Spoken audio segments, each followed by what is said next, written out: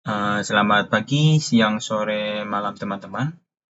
Perkenalkan, nama saya Rasman Dermawan dengan NIM 244004508 dari jurusan Teknik Informatika BINUS Alam Sutra.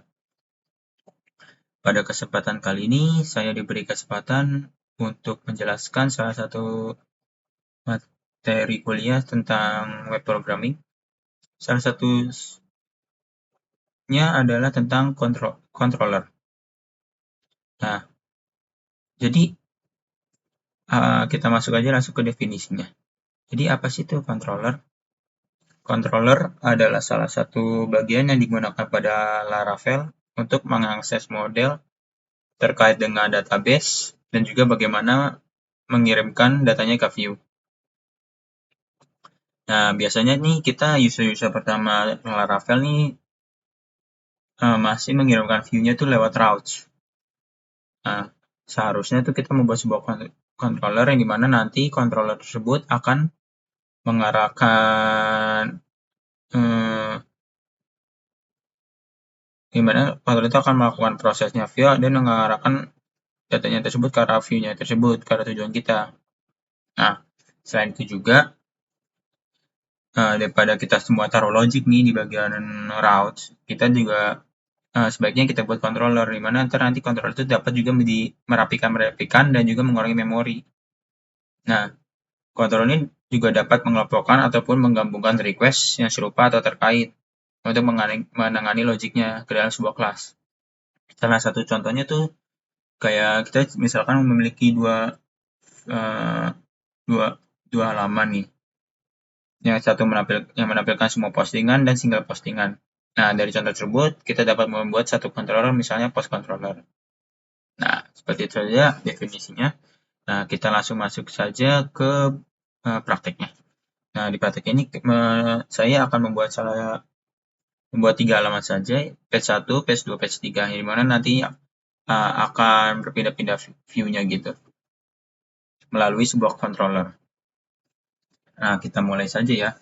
Nah, kita langsung, nanti saya akan menaruh filenya di bagian sini. Jadi saya copy aja sih path-nya, kita masuk ke CMD. Nah, untuk membuat file Laravel itu adalah dengan cara memasuki sintaks ini, composer dari composer. Kita copy aja. Nah, ini Laravel project ini nama foldernya nanti. Kita enter saja. Oh, belum enter. Maaf. Nah, nah di sini sistem ini akan membuat Laravelnya ya. Jangan install Laravelnya ataupun apapun file-file yang dibutuhin di Laravelnya nanti akan install melalui cmd ini. Installnya ini emang lumayan agak lama, jadi kita tunggu saja sampai file ini selesai untuk di-download ataupun cmd ini selesai untuk menginstal Laravelnya. Nah, ini lagi install tuh, kita lihat banyak banget file-file yang dibutuhkan oleh Laravelnya ya. Baru masih installing semua file-file yang dibutuhkan oleh Laravelnya.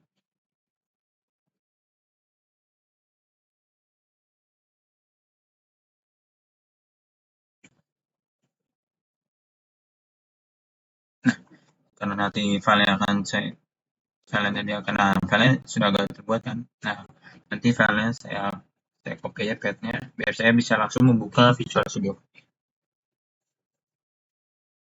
Sebentar, ini lagi masih installing, emang lumayan agak lama install Laravel.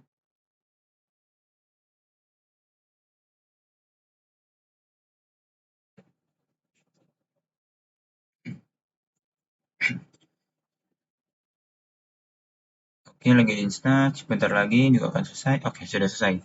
Nah, ini kita exit aja. Nah, kita buat cmd lagi untuk membuka file tadi.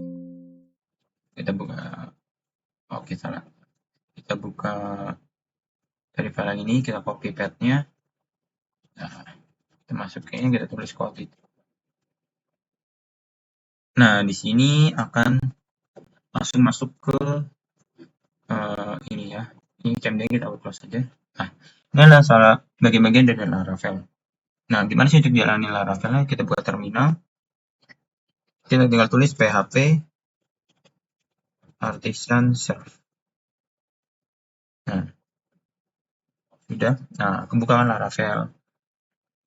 Nah, oke. Oke, di sini kita mulai aja prakteknya. Tadi yang saya sudah bilang, saya akan membuat 3 view. Nah, gimana sih Laravel yang bisa muncul ke sini? Bagaimana sistem ini bakal bisa muncul ini? Nah, ini masuknya dia masih di routes nih. Tuh, masih bagian routes home-nya. Masih return view ini. Nah, selesai nih return view ini, sebaiknya kita taruh tuh kita buat controller di mana view-nya akan kita taruh di bagian controller. Nah, jadi nanti di root-nya tuh cuman penulisannya seperti ini ya. Nah, seperti ini. Nah, sekitarnya. Jadi kita mulai aja. Nah, misalkan tadi yang saya sudah bilang kita ingin membuat 3 halaman ya. Oke, 3 halaman misalkan ini page 2.blade.php, terus ada lagi file page 3.blade.php. Nah, ini aja 3 aja. Nah, di sini. Nah, ini kita hapus saja ya, karena kita ini sintaks dari Laravel-nya ini. Nah, kita ambil ini aja, salah satu starter template dari Bootstrap. Kita copy aja. Nah, kalau kita refresh, akan muncul hello world. Oke. Nah, oke, di sini saya di Bootstrap juga saya akan ngambil navbar ya, navbar. Saya ambil navbarnya dulu. Misalkan saya ambil navbar yang simple aja. Nah, ini aja simple aja ya. Kita taruh di bawahnya di sini ya. Oke, kita save. Kita lihat, jalanin. Oke, dapat ya. Tunggu, backgroundnya kita ganti primary aja, biar bisa terlihat. Atau enggak warning aja. Ya, kita warna kuning aja. Nah, home, feature, pricing. Oke, kita di disable kita hapus saja karena kayak nggak bakal saya pakai. Oke, ini aja ya, aktivasi hilang. Nah, sama navbar kita hilangin. Nah, gimana sih cara kita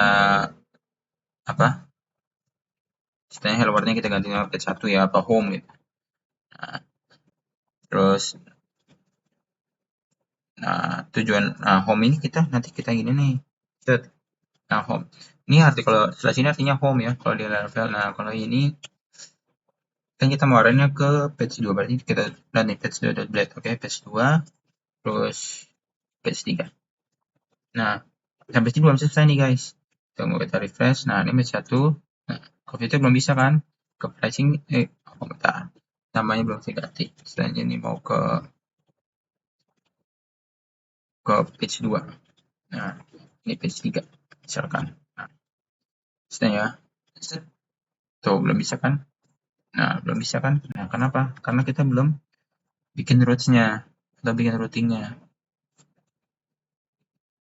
Nah, jadi gimana sih daripada kita buat kayak gini? Nah, kita buat sebuah controller.